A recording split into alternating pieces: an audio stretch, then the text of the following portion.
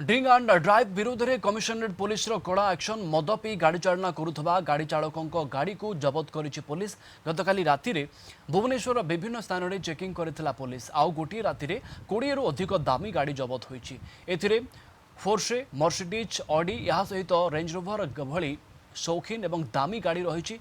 गाड़ी जबत सहित मद पी गाड़ी चलाउथवा गाड़ी चालकों विरोध में मामला रुजु करिछि कमिशनरेट पुलिस। फेब्रुआरी प्रथम सप्ताह drunk and drive against flow of traffic red light jumping एवं ये चारोटी क्षेत्र में आम ड्राइव आरंभ करूँ। बर्तमान सुधा जहाँ आप पचारे कटक एवं भुवनेश्वर मिसिकी पाखापाखि 600 गाड़ी आम सीज कर सारी केवल ड्रंक एंड ड्राइविंग क्षेत्र में। से कमिशनरेट पुलिस भुवनेश्वर पाखापाखि 415-20 अच्छी 415 रु अधिक अच्छी।